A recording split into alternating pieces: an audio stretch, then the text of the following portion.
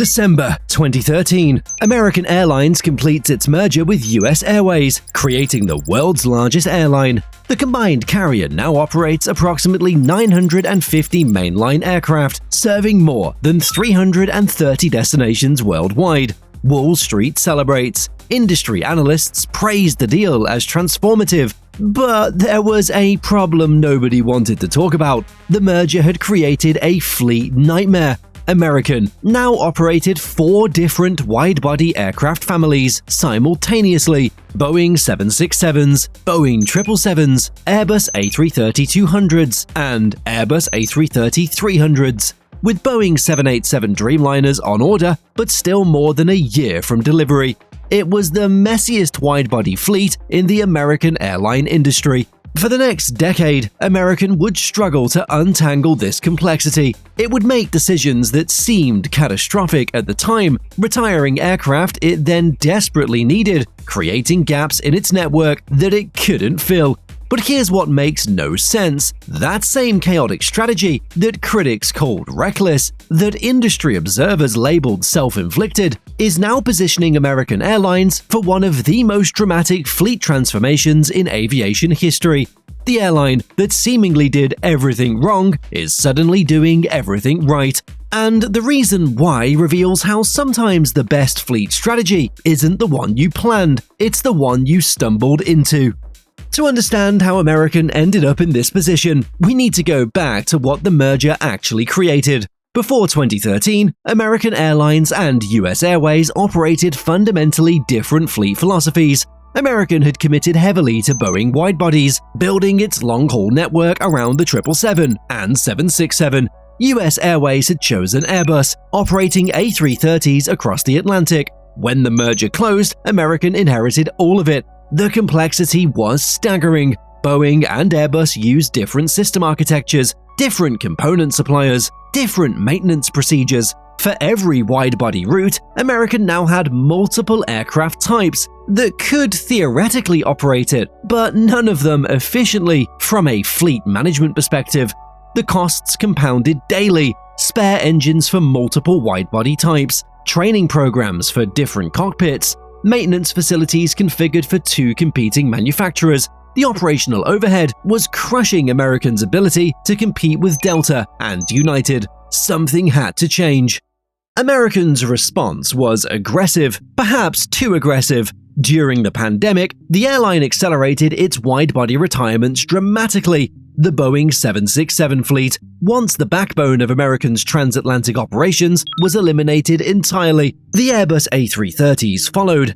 Industry reporting described these retirements as happening ahead of schedule, part of a deliberate push to reduce maintenance complexity and cut costs. On paper, the logic seemed sound. These were older, less fuel-efficient aircraft. The 767, in particular, traces its design back to the late 1980s, burning significantly more fuel per seat than modern alternatives.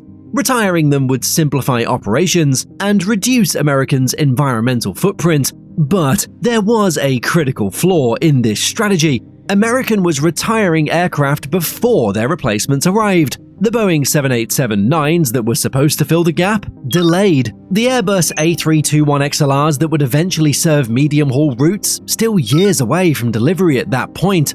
What emerged was something industry observers called the wide-body shortage. American had created a capacity gap in its own network, a hole where aircraft should have been, but weren't. Routes that required wide-body range but couldn't justify large wide-body capacity became impossible to serve efficiently. Medium-haul international markets, the kind that don't need a 300-seat Boeing 777 but can't be reached by a standard narrowbody, fell into a strategic no-man's land. Then everything changed. Rather than admitting defeat, American's fleet planners made a decision that seemed counterintuitive at first. Instead of desperately trying to acquire new wide-bodies to fill the gap, they would transform the aircraft they already had. In September 2022, American Airlines unveiled its flagship suite seats to be featured on newly delivered A321 XLR and 787-9 aircraft, retrofitted on 777-300 ERs. Then, in October 2025, American announced a comprehensive Boeing 777-200 retrofit program. These aircraft, some of which had been candidates for retirement, would instead receive complete cabin overhauls. The centerpiece was the flagship suite, American's new business class product, featuring sliding privacy doors, lie-flat beds, and premium amenities that rivaled anything in the industry. The same seats being installed on new 787-9s would now appear on 25-year-old 777s. It was a remarkable reversal. From a passenger perspective, a retrofitted 777 would offer an experience nearly indistinguishable from a brand new aircraft. American had learned a crucial lesson. It's better to retrofit and extend than to retire and regret. But the retrofit program was only half of American's new strategy. The other half involved an aircraft that doesn't even look like a widebody. The Airbus A321 XLR represents something genuinely new in commercial aviation, a narrow-body aircraft that can fly transatlantic routes. With a range exceeding 4,700 nautical miles, it can connect the American East Coast to virtually any destination in Western Europe. American committed heavily to this platform, ordering 50 aircraft with configurations specifically designed for premium international service. On December 18, 2025, American launched its first A321 XLR operations. The aircraft features 20 lie-flat flagship suite seats, 12 premium economy seats, and 123 main cabin seats. Premium seating represented approximately 20% of total capacity, a ratio that would have been unthinkable on traditional narrowbodies. The first transatlantic route, New York to Edinburgh, will launch in March 2026. It was exactly the kind of long, thin market that Americans' wide-body shortage had made impossible to serve efficiently. Edinburgh doesn't generate enough premium demand to justify a 300-seat Boeing 777, but with the A321 XLR's smaller capacity, American could offer competitive business class service while maintaining profitable load factors. This is where American's seemingly disastrous fleet decisions started making unexpected sense.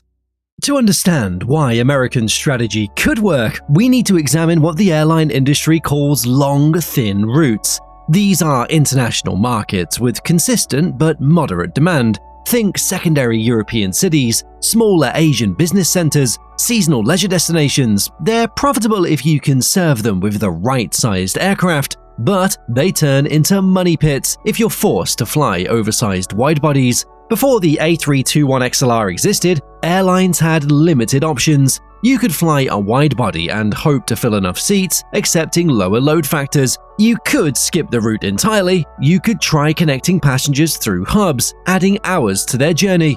Or you could try the aging 757s. American's wide-body purge had exposed this problem acutely. Routes it had previously served with aging 767s became impossible to maintain economically with larger 777s. But now, the A321 XLR fills that exact gap. The aircraft operates with narrow-body economics, lower crew costs, simpler maintenance, reduced airport fees, while delivering wide-body range. For routes that need 150 to 180 seats rather than 300, it's transformative. American's mid-range capacity gap wasn't solved by acquiring more widebodies. It was solved by redefining what a long-haul aircraft could be. The timing of American's fleet evolution coincides with a fundamental shift in airline economics. Premium cabin revenue is growing faster than any other segment of the industry. Business travelers are returning, but their expectations have evolved. They demand privacy, connectivity, and service levels that basic business class seats can no longer deliver. American recognized this and committed to dramatic expansion. The flagship suite rollout across both new deliveries and retrofitted aircraft is the mechanism. This wasn't just fleet strategy, it was brand strategy executed through fleet decisions. By standardizing the flagship suite across multiple aircraft types, American achieved something the merger chaos had made seemingly impossible: product consistency. A business traveler flying American now encounters the same seat, whether on a brand new 787, a retrofitted 777, or an A321 XLR crossing the Atlantic. American's current widebody fleet totals 137 aircraft. 47 Boeing 777-200ERs, 20 Boeing 777-300ERs, 37 Boeing 787-8s, and 33 Boeing 787-9s. American's strategic combination of wide bodies and the A321 XLR gives it flexibility in thin route markets that pure wide-body fleets cannot match. The difference is utilization and positioning. With 50 A321 XLRs entering service and approximately 20 additional 787-9s on order, American's long-haul capacity is expanding significantly. But it's expanding strategically, not through massive wide-body acquisitions that would repeat the merger-era complexity. The investment is substantial, but targeted. After years of aggressive purging, the airline has shifted entirely to growth and refinement. The wide-body fleet that exists today will receive upgrades rather than replacement. This represents a philosophical transformation. The same company that retired aircraft ahead of schedule is now extending service lives beyond original plans. American's competitors took different paths, and the comparison is illuminating. Delta maintained a more conservative approach during the pandemic, retaining wide-body capacity that American eliminated. This gave Delta advantages during the initial recovery, allowing faster restoration of international routes. United built its wide-body fleet around the Boeing 787 program as its centerpiece, complementing its existing 777 fleet. Its operational efficiency benefits are real, though they lack American's A321 XLR flexibility for thin routes, for now, until its first A321 XLR arrives.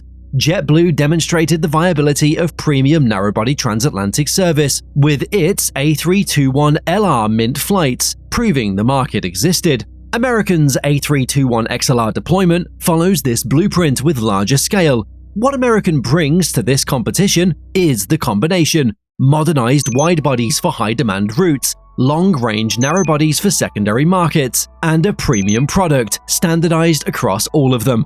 The fleet that was once the industry's most complex is becoming strategically coherent. Here's the paradox that makes American's story so compelling. If the merger had never created such chaos, American might have pursued conventional fleet rationalization. It might have standardized on one wide-body family, built efficient operations, and competed directly with Delta and United on the same terms. Instead, the complexity forced creativity. Faced with impossible choices about which aircraft family to standardize around, American was pushed towards solutions that transcended the traditional wide-body narrow-body divide. The A321 XLR commitment wasn't a response to careful strategic planning, it was a response to desperation. The retrofit program emerged similarly. When delivery delays made new aircraft unavailable and retirements had already depleted the fleet, extending existing aircraft became the only option. It turned out to be the right option. American's fleet strategy didn't go right because it planned it perfectly. It went right because circumstances forced innovation that traditional planning might never have produced. American's August 2025 milestone, receiving its 1,000th mainline jet, a Boeing 787, symbolized the fleet's evolution. The focus now shifts to execution. Can American deliver the premium experience consistently across its transformed fleet? Can the A321 XLR network expand profitably into the thin markets the aircraft was designed to serve? Can the retrofit program keep 777s competitive against Delta and United's widebodies? The early indicators are positive. Revenue growth, particularly from corporate and premium cabins, suggests passengers are responding to fleet improvements. Yet, challenges remain. American carried $36.5 billion in debt at the end of 2025, reduced from higher levels but still substantial. Weather disruptions like Winter Storm Fern in early 2026 cost hundreds of millions in revenue. The airline operates in an industry where profitability is never guaranteed. American Airlines spent a decade trying to escape the fleet complexity the US Airways merger created. It created a wide-body shortage that critics called catastrophic. It eliminated aircraft they would later wish it had kept. It made decisions that seemed reckless in the moment, but those same decisions forced innovation. The gaps in its network demanded new solutions. The A321 XLR will fill routes that traditional widebodies couldn't serve efficiently. The retrofit program preserved capacity while delivering premium products. The airline that operated the messiest widebody fleet in America is now deploying one of the industry's most versatile long-haul strategies, not because it planned it that way, but because chaos sometimes is its own kind of strategy. Hey, before you go, the YouTube algorithm thinks you're going to like this video next, so why not check it out?